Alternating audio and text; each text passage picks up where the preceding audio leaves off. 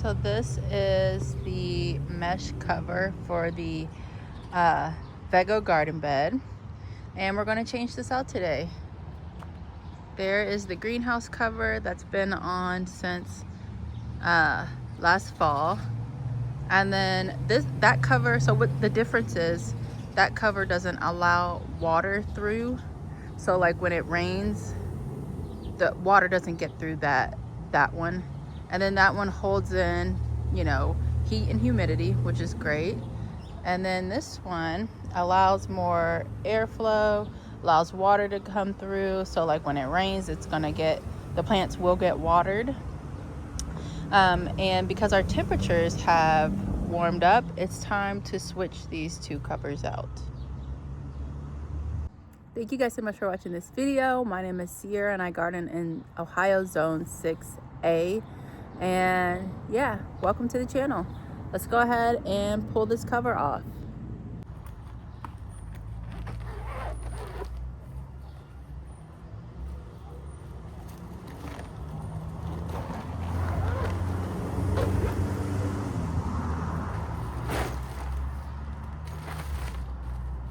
Look how good they look. Woo, big. So everything is like Velcroed on, or we have little ties down here, so it's so easy to take this off and put it back on if necessary, but you just have to go through and get all the Velcro ties, which is a lot.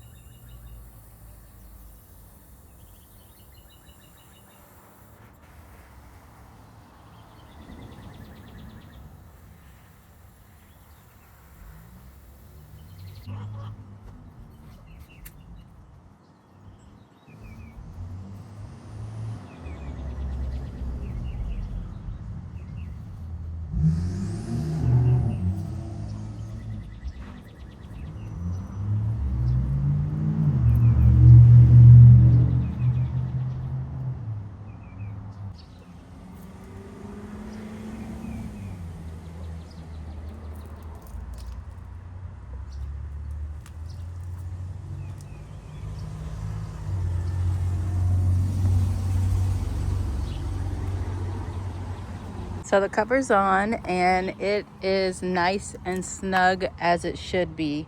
It really does just hug the bed, and that helps to keep out anything that would eat my plants in here. So the thing that I struggle with most are cabbage moths, and they're caterpillars. So the cabbage moths lay their eggs on the leaves, and then those eggs hatch and they're little caterpillars, and they eat up the leaves. So this helps me to protect my garden, allows me to have my greens like I like to have them, and I'm just really thankful to have this. Now, I've used many other DIY systems that I created, and well, obviously that's what DIY means, but DIY systems over the years, and have had success with those. But this right here, this is the best. In my opinion, this has worked the best for me. My other systems were like PVC with clips and netting, and there was always some little gaps for the cabbage moths to get in and get out and lay their eggs. With this system, like last year was our first year with it and having greens, and I had practically hole free greens. Now, I did have slugs that got into the bed. This is when the bed was over there.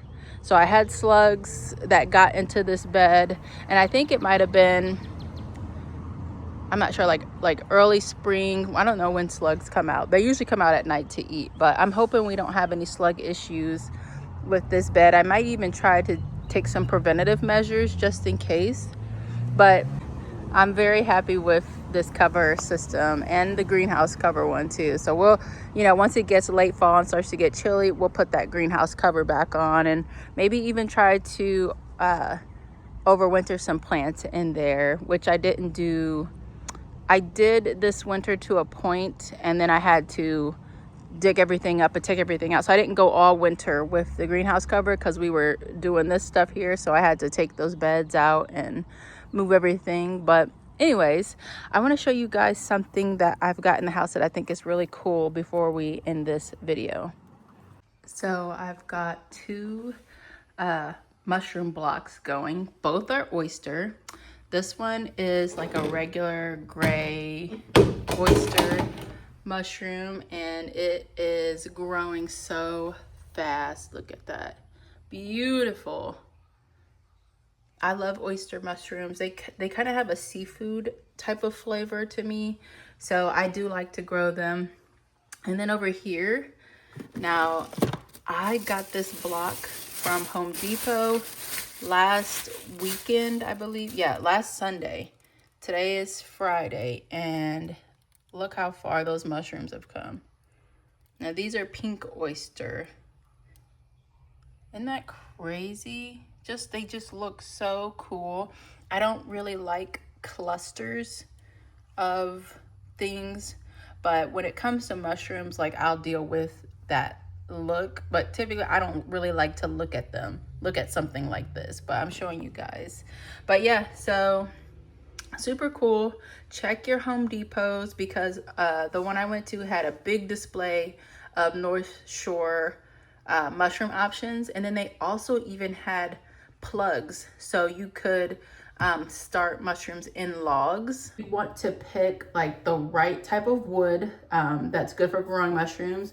You drill holes, and then you would put these little plugs into the holes, and then you would take wax and melt wax over the hole, and then I believe that process takes like 6 months or to a year. Correct me if I'm wrong, to grow mushrooms that way, but it is really cool. You could inoculate like, several logs, or inoculate logs over like, kind of like a succession sowing type of deal. And that way you can have like mushroom harvests back to back. But anyways, I'm still learning about mushrooms, so I'm not like an expert on inoculating wood or anything like that. I've never done it. I've only read about it. So I can only tell you like what I remember from what I've read. But anyways, check out your Home Depots. Big old display, all different kinds of mushrooms. So yeah. All right, guys, so that is the video. Let me know what you think about the greenhouse cover. This video isn't sponsored. It was just something that I needed to do, and I figure you guys would like to see that. If you cover your beds for pest prevention, let me know what kind of covers you use, what kind of systems, DIY, that you use. Like I said, I used, and I still have the PVC, but PVC over what are those rods called? Like the heavy duty metal rods.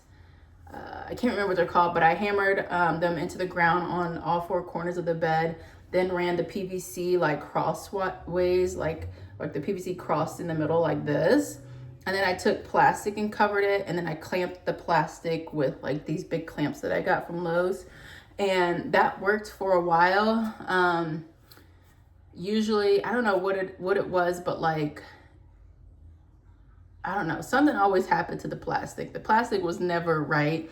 And then the mesh, so when I switched to mesh, the mesh was like not quite wide enough to cover the bed. So like I would cover, and then I would have to like take the long area and kind of like come around the side. Like it was a lot, and I could have done better, but this system works for me. It's easy, and I don't have to think about it. So, and it's easy to access your veggies too. So you can like zip up the sides, flip it over, get to them, and then close it right back up. But anyways, let me know what you guys use. I would love to hear. I have a really great book for anybody who wants to grow under cover. Let me go get it real quick and I'll show you. Okay, so here's the book, and you guys might have follow her on Instagram. I know she's on Instagram,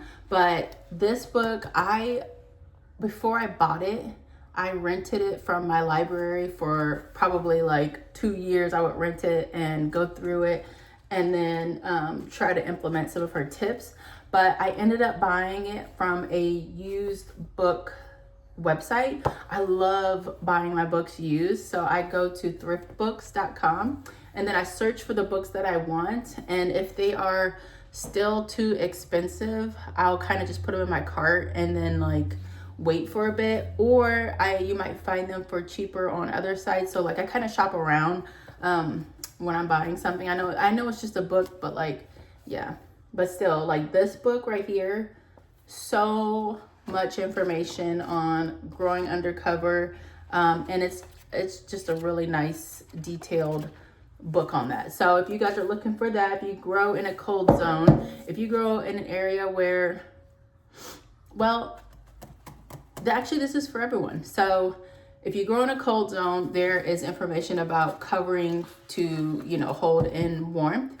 And then you also have, let's say I'm trying to keep a pest out and I'm in a warm area, like you got mesh, or like me, like it's warm now. So I'm putting on a more mesh cover to allow in more light and airflow and moisture. So this book is for everyone. All right, guys, thank you so much for watching. I hope you enjoyed this video, and I can't wait to chat with you in the comments. Bye.